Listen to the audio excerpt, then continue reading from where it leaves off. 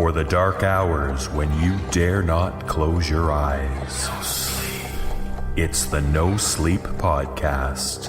No sleep. Featuring stories from Reddit.com's No Sleep Forum. No sleep. Join us as the sleepless hours tick past.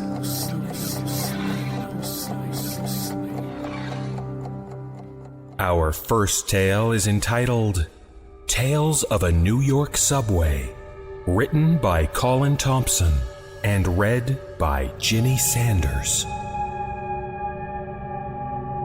A girl named Laura was traveling back to her apartment from work late at night in New York City. She was a little nervous about taking the subway so late, but she figured that there probably wouldn't be many people riding it. She decided against the cab and headed down into the subway. When she got on the subway, she was surprised to see that there were in fact 3 people already sitting there. 2 large, suited men in dark sunglasses, and a little girl in between them.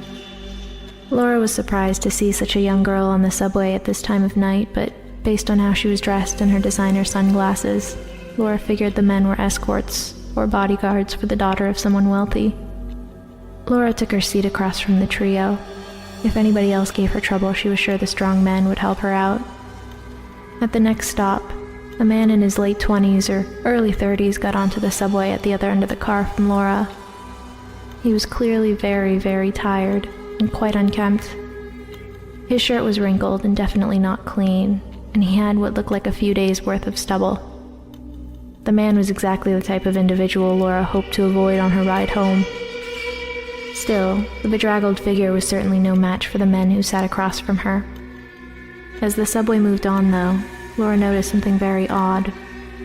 The man at the other end of the car would glance up, look slowly at Laura, then at the men, then at the girl, and back to Laura. He did this several times before the next stop, at which point he got up and moved a few seats closer, to Laura and the trio across from her. Understandably nervous at this point, Laura was still confident the suited men could fight off the creep. However, the men didn't move even as the homeless-looking man repeated the process of looking at the other passengers before moving a few seats down. After several stops, he was seated almost right next to her, and yet she was the only one who seemed to be bothered. The suited man and the girl didn't move. Laura's heart pounded as she counted 2 more stops until her apartment. How much longer would the suited men allow the threat to go? With dread, Laura realized the subway was slowing as it approached the next station. The instant the doors opened, the sketchy man grabbed her around the waist and carried Laura screaming out of the subway. The man ran with Laura over his shoulder as fast as he could, visions of being robbed, raped, or murdered flashing through her mind. Eventually, the man set her down. He was panting. He quickly gasped out, "Ma'am, I need you to calm down. My name is John. I'm a student at Columbia Medical School. I work with cadavers all day, and I guarantee that that little girl was not alive."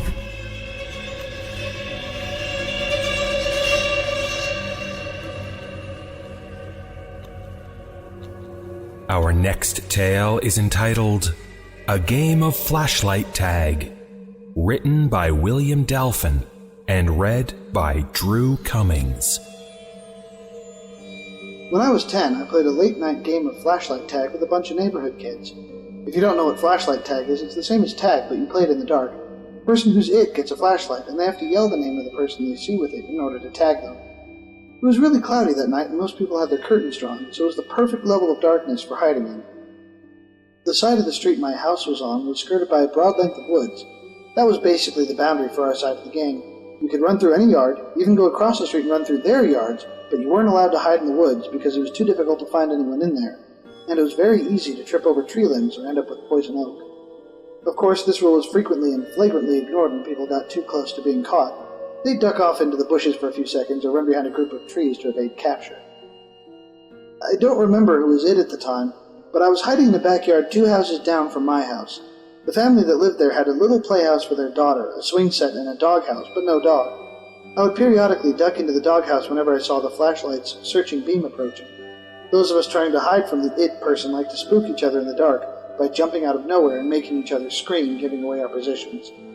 I thought I knew where the it guy was, but I got comfortable hanging out on the swing set. Suddenly, a person with a flashlight came around the corner of the house and angled it almost directly at me. I jumped and ran for the edge of the woods. When I got there, I hovered in case they saw me and were going to yell at me for cheating. The beam of light seemed to explore the swing set where I was, then came in my direction. There was no sense of hurry at all to it, and I wondered for a second if maybe I'd attracted the attention of the homeowner.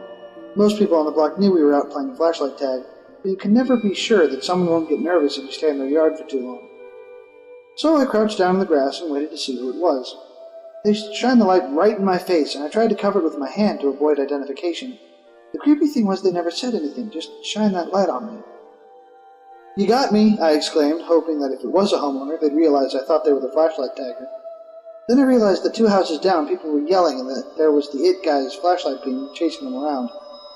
I stood up and tried to see who was shining the light on me. They just stood there, not moving, not saying anything. I felt a little freaked out. "If you don't want us playing in your yard, I'll go tell them it's off limits, okay?" The person started walking toward me. I didn't feel right, so I started walking toward the edge of the yard. The person just kept shining the light on me and coming toward me. So I ran. When I looked back, the person with the flashlight was running too, and they were an adult, much bigger and much faster than me. I felt scared now, not sure why this person was chasing me. I was running towards where the other kids had been, but they were gone now. It just seemed to be me and the person with the flashlight. So I turned right and ducked into the woods. I dropped to the ground, shaking bushes and stuff to try to confuse the person, then shimmied under a ring of thick bushes and curled up. I could see the flashlight in the woods with me, looking around. I could hear the person's footsteps breaking sticks and crunching on pine needles. I didn't know what the fuck was going on, and I just wanted to get back to all the other kids. Eventually, the flashlight wandered deeper into the woods, and I crawled quiet as a mouse back to the edge of the trees, and then got up and ran toward the street. I was immediately caught by the person who was it, but I didn't care. He yelled loud that I was now it, and I tried to tell him that there was someone else with a flashlight wandering around in the woods, but he took off into the dark yelling about, "No tag bags!" "Don't go into the woods," I yelled, but nobody responded. Of course, anyone who heard me would just assume I was talking about not cheating at the game, but I was sincerely worried about that person wandering around in them. Of course, now I had the flashlight of my own, so I thought I should go and see if I can find out who that was, just to make myself feel better. I went back behind the house I'd come from, and a bunch of laughing shadows scampered out of sight into neighboring yards. I ignored them and headed straight for the trees. I couldn't see any other light in there, so I thought maybe he went home. I didn't know if it was a man or a woman, but I didn't imagine any women trudging through the woods at night. So I went about playing the game again, albeit anxious because of the lingering thought that there might be someone wandering in the woods who didn't seem to be playing the game with us. I ran across the street and chased people through the backyards there, but after a while I found the lots empty, and realized they must have gone back across the street. I ran back over and was exploring the Beach's backyard. Mrs. Beach had a clothesline with a bunch of drying sheets on it, and her daughter Charlotte liked to hide among the linens and stay close to home, in case she got too scared of the dark.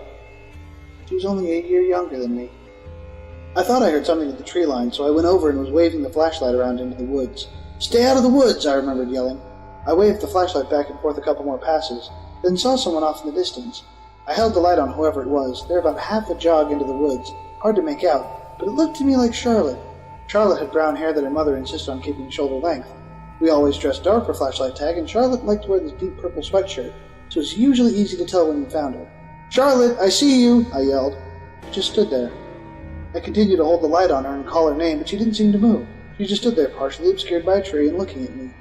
The distance between us was enough that I couldn't see if she was blinking or not, but she had her head propped at an angle like she was looking around the trunk at me with her mouth hanging slightly open.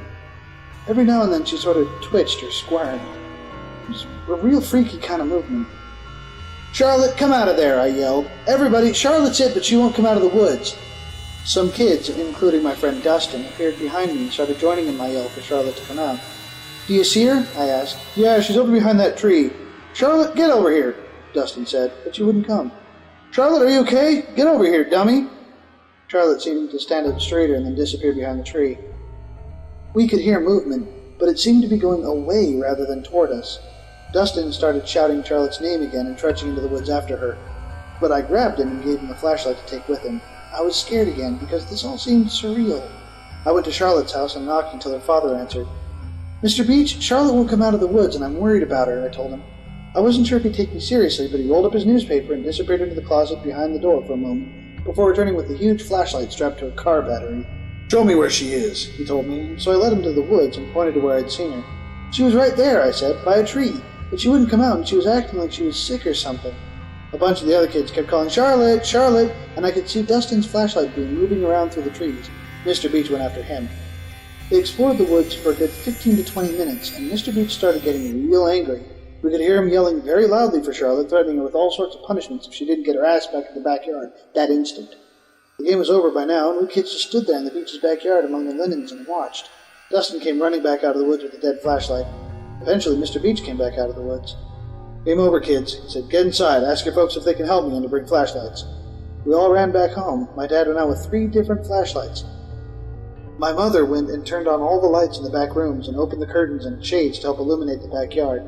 I sat on the couch all upset, and she eventually came back and hugged me and sat with me while I told her about the person with the flashlight chasing me. Now I thought maybe Charlotte had run into him. Mr. Beach had gone inside and called the police to report his missing child. They brought huge lights and did a march through the woods, checking very thoroughly, but didn't find her. My mother told my dad what I'd told her. He told an officer, and I ended up giving a statement. They went to the house 3 doors down and knocked, but the folks who lived there had been asleep and didn't know who would have been in their backyard. The police asked all up and down the neighborhood, and nobody claimed to know anything. The other end of the woods came to a back road mainly used by logging trucks. They found Charlotte 2 days later on the other side of the logging road, down an embankment that ended at a stream, stuffed into a drain pipe. Her neck had been broken, and she was apparently stabbed multiple times afterward. My parents wouldn't tell me about it. They thought it would upset me, but Dustin told me all the details at school the next day. It was the most awful thing our town ever had happen. The police blocked off the logging road and spent months tracking down loggers and truckers who frequently used it. There was a curfew for months, and we were told not to play flashlight tag anymore. We didn't argue. What leaves me shaking to this day is the memory of Charlotte's face, hanging out from behind the tree, looking at me. Sometimes I wonder if, at that moment, I'd been witnessing her death, and I wonder if that had almost been me.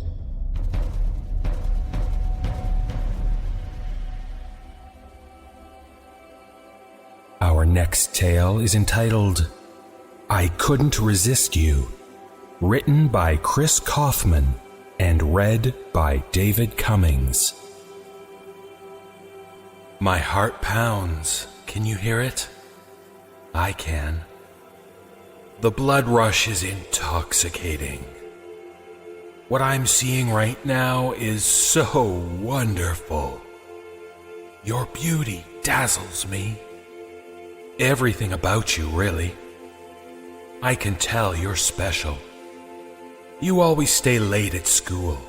You're involved. Your walk is full of pep, leaving the house every morning with a face that says, today is going to be the best day of my life. And you know what?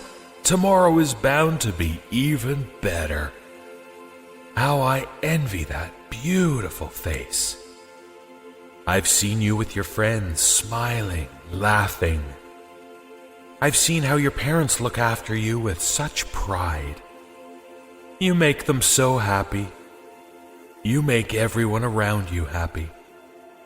Most of all, you make me happy. You gave me a reason to continue. Before you, I was on the verge. I was ready to end it all. I had given up. Nothing I did was good enough. No one could satisfy me. But then, like destiny, you came along. You were there at the store. I noticed you picking everything out so carefully. I bet you thought I was just some random person who got behind you in line.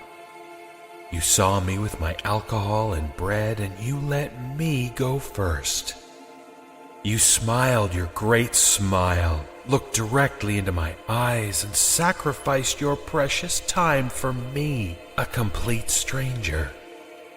Never before have I received such unwarranted graciousness.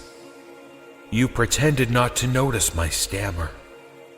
It was captivating. So I waited for you in my car.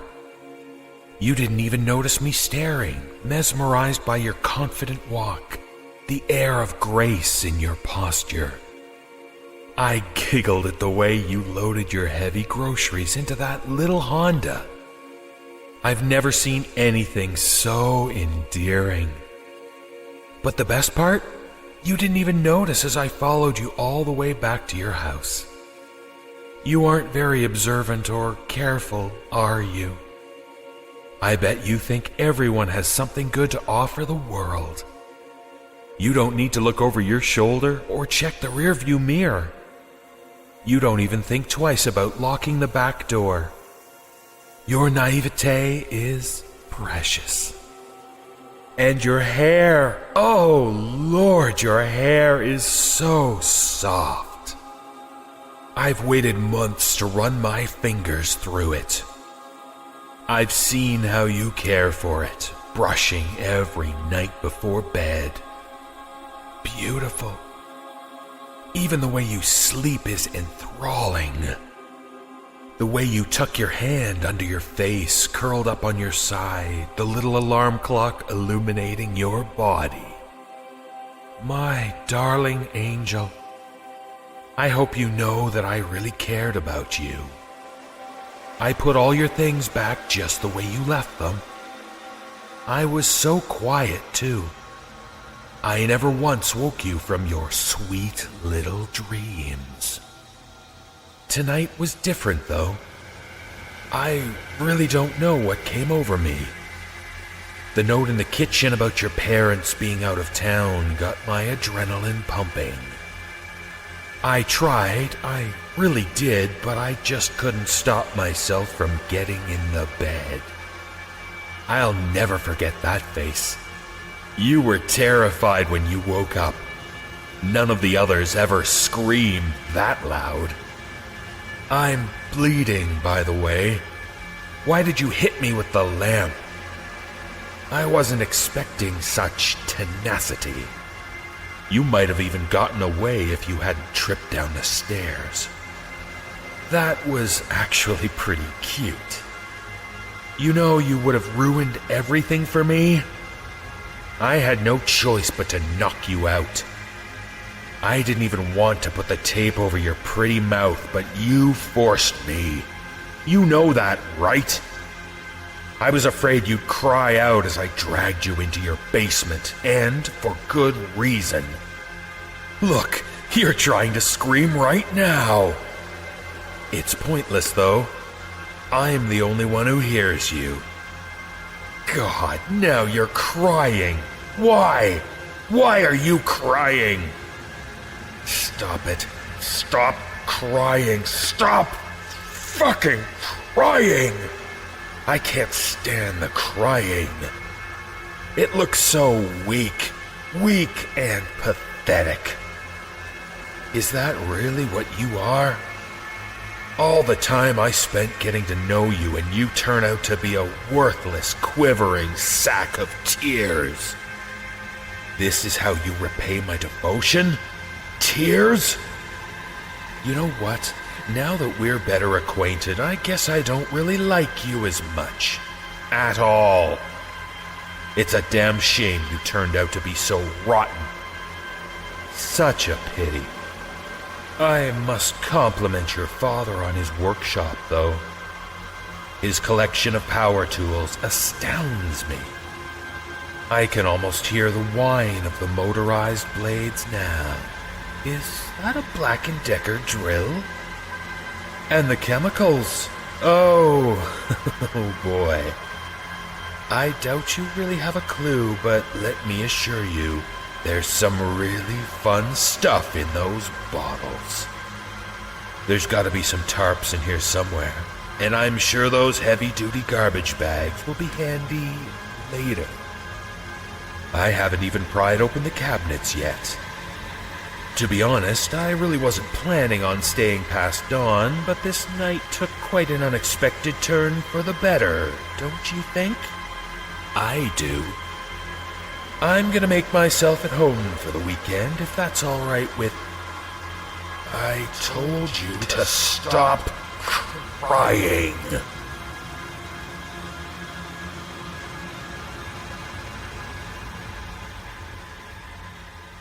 Our next tale is entitled Safe, written by McCanna MacDonald and read by Matt Hansen. Many people have irrational phobias. I have the opposite. My apartment always makes me feel safe, to the point where some might call me crazy. No matter what problems I might have, I don't have to worry as long as I have a locked door and a few tightly shut windows up on the 3rd floor of my complex. Nothing can get in. Nothing can get me here. I'm safe. This is why I didn't particularly care when I first saw her outside my bedroom window. Besides, her appearance wasn't something you typically associate with a horror movie. Her skin was a light, healthy, yellow-white, and she had long, dark amber hair that flowed elegantly behind her, despite not being the least bit affected by the windstorm that was testing the strength of the oak trees. Yes, she was transparent. And yes, she was hovering outside my 3rd-story window. And yes, she was lovingly caressing a long, rusted razor blade. But I was home, and the window was shut, so I was safe. I began to study her, looking up at her face from my seat, and she appeared to do the same. For some reason, her transparency didn't strike me as being odd as much as it should have. In fact, it almost seemed normal. There was definitely something about it that made it seem as if it wasn't supernatural. She certainly didn't appear to be a ghost or a phantom, at least not in the way one normally pictures them. And she wasn't exactly levitating either. She was just standing there, as if on a flat surface which couldn't really be there. She finished studying my own face, nodded to herself, and moved towards the window.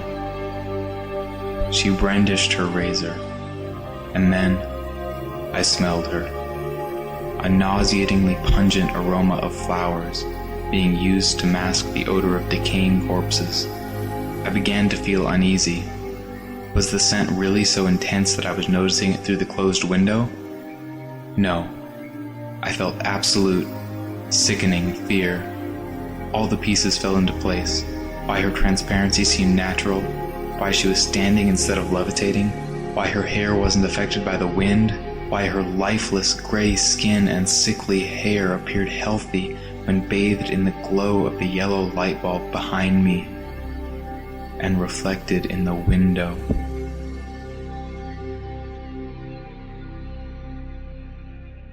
Our final tale is entitled The Smell of Gasoline, written and read by Chris Holland.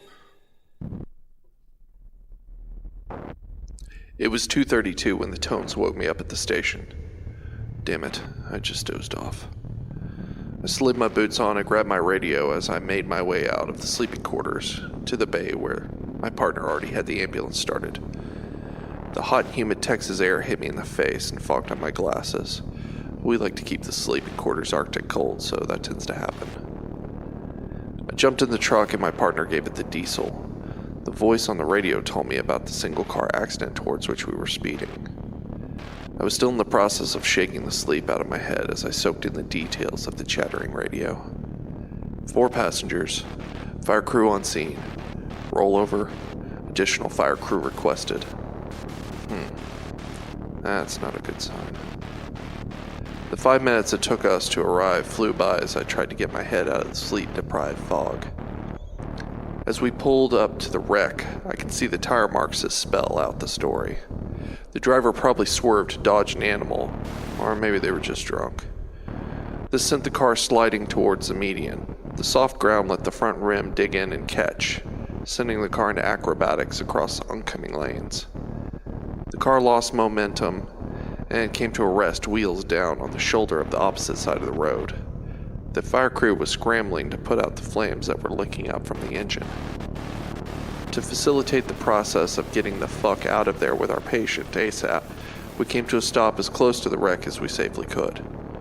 I jumped out and ran over to the back corner of the ambulance to grab our fire jackets, and I see that one of the fire crew already made it to the compartment.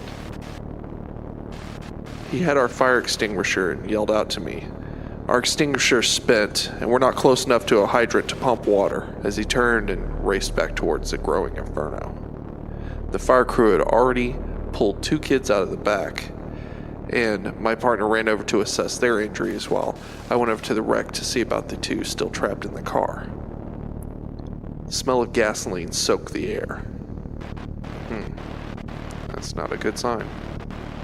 By the time I got over to the driver's side, the guy that had taken the extinguisher from the truck had seemed to put out the flames in the engine compartment. I heard him call out, "All clear." The driver's side roof had considerable damage. It was caved in a good 12 inches and I had a bit of a hard time seeing the patient as I walked up. Now, as I was kneeling down to get a better view inside, I could see that the kid had a massive skull depression that matched the roof of the car. His head kind of looked like a pumpkin the day after Halloween when the neighborhood kids had gone around smashing them all for kicks while they were all hopped up on the night's sugar cash. This was the kind of injury that we write up in our reports as injury not compatible with life. Just in case, I reach in and feel his neck for a pulse. Yep, the guy's DRT. Dead right there. I glance over when I hear the girl on the passenger side start to moan.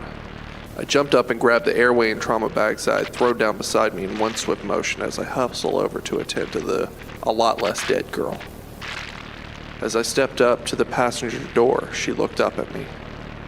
She had curly brown hair and bright blue eyes that I could clearly make out even in the poorly lit roadside conditions. I remember this because it struck me as rather odd how pretty she was in spite of the blood running down the side of her face and the broken glass in her hair. I called out loud and clear to her, "My name is Chris and I'm a paramedic. I'm here to take good care of you. Don't move your head. I promise everything will be okay." She cried out back to me, "My legs hurt, please, my legs." She was talking, so at least I knew she was breathing. I reached down into my trauma bag and grabbed a collar for her neck. As I stretched my arms around her neck with the collar, I asked her to tell me what happened. "There was a deer and my boyfriend almost hit it and my legs." "Can you move your legs?" "No, I think they're stuck." I turned to one of the fire crew and yelled out to him, "How long before we can extricate this girl?" He yelled back that they had just pulled the jaws of life out of the truck and it would be 5 to 10 minutes. Just then I heard someone else shout, "The engine's burning again, get back!" I stepped back a bit as the white powder shot out at the engine once again. A steady blast was held on the flames until the extinguisher started to sputter out and gave up. Still, there were flames. They kept growing and spreading, faster now without the white blast to beat them back. The flames crept towards the dashboard while the fire crew scrambled to find another red canister. "Where the fuck is the other truck?" I heard one of the fire crew curse out as they were forced to stand by, watching the time run out. The girl began screaming even before the flames made their way through the dashboard. She flailed against her restraints in a futile attempt to free herself from the death trap. She let out another blood-curdling scream as she locked eyes with me. "Save me!" she screamed. I tore off my bunker jacket and tried to cover her with it in a last-ditch attempt. I stepped towards the car and thrust my arms in just as the flames broke through the dash and began licking at her legs and belly. My time was cut short by the sting of the flames on my forearm, and I instinctively snapped my arms back out of the heat. I had managed to get my fire-retardant jacket over her chest, but her face remained exposed to the flames as they crawled up the fabric of her arms. Her screaming became hoarse and guttural as the fire engulfed her. 6 men stood around the car, helpless to do a thing, as her screams became muffled and faded away below the growling of the fire.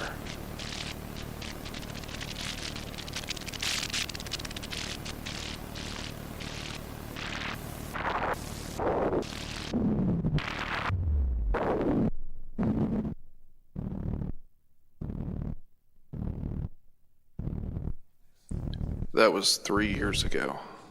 Since then, things haven't been good for me. Soon after that, I started experiencing visual disturbances. That's what the psych doctors call it, at least. It is a standard procedure after a particularly extreme incident that everyone involved must attend a debriefing. The higher-ups do this to keep an eye on the medics that might crack after seeing something particularly grisly. Most medics handle their shit just fine, but some are more sensitive than others. I usually just go grab a bottle of whiskey and that's all I need. But that incident was different. I didn't mention it during the debriefing, but I had been seeing things since the wreck. It started out subtle. Once I was watching TV and I saw my wife walk across the room into the kitchen out of the corner of my eye. I got up to follow her and pour myself another drink, but when I turned around the corner into the kitchen, I was alone. Another time I had just arrived home from work when I heard a girl crying upstairs. I ran up thinking my daughter might be hurt, but once again I was all alone. My wife had taken our daughter shopping with her. Similar things kept happening. I heard voices and saw figures, but nothing was ever there. As these occurrences became more and more frequent, disturbing, I began to question myself. I have never been a superstitious or religious guy, and I like to think of myself as fairly objective. I have been an atheist since I was old enough to reason, and I outright reject the existence of a soul or spirits for that matter. But how could these things be happening? I saw only two explanations. I was either losing my mind, or I was being haunted. But being haunted seemed ridiculous. In my profession, I get to deal with schizos on a fairly regular basis. We are trained how to spot and handle these people. We also have drugs that help with their symptoms. And honestly, I was starting to see some of these schizo symptoms in myself. That probably means they're much worse than I realize. My wife had been begging me to drink less and spend more time with her and our daughter.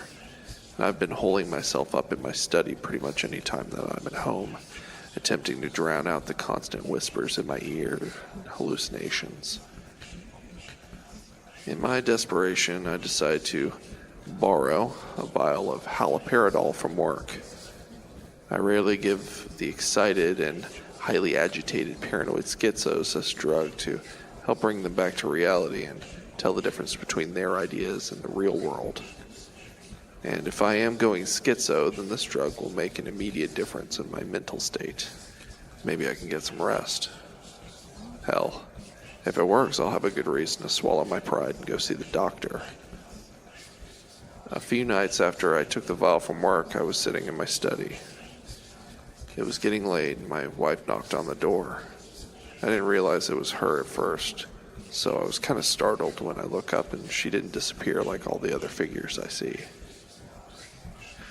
She had a sad look on her face, and she asked if I was going upstairs to bed with her tonight.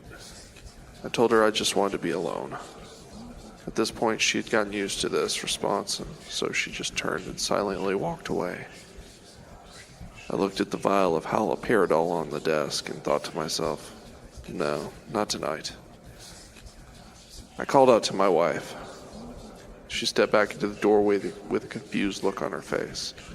I forced a smile on my face and I said, "Hey babe, I'll be up in about 15 minutes, okay? I love you."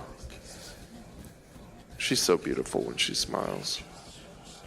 "Okay, I love you too," she responded, then turned and headed upstairs, and I could hear her footsteps all the way up the stairs as she went. Turning back to my desk, I once again trained my focus on the vial. Tonight will be a good night. I dosed myself and chased it with what was left in my glass of whiskey. I leaned back in my chair and waited for the liquid to hit my bloodstream.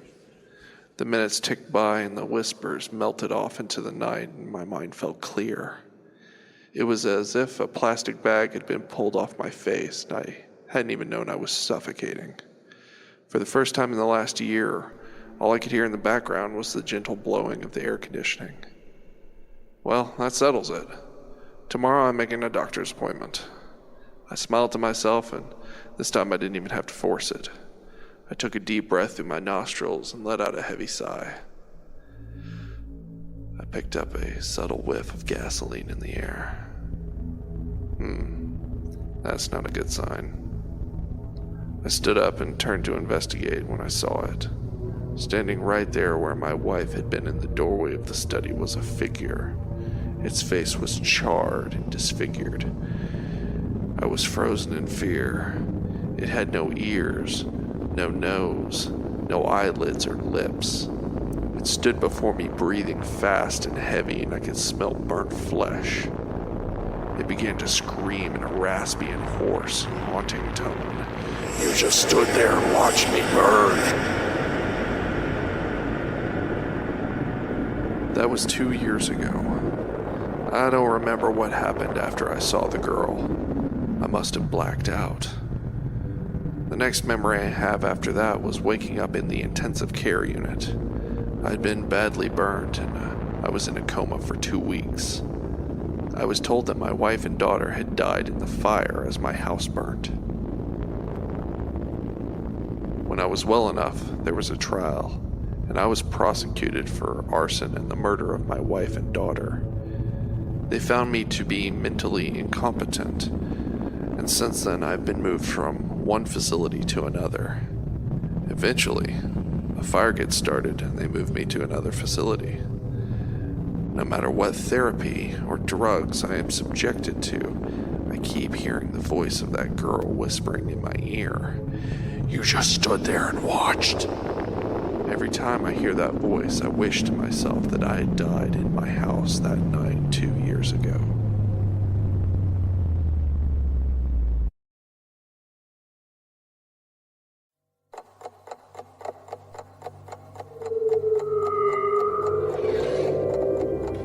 Our sleepless tales have come to an end.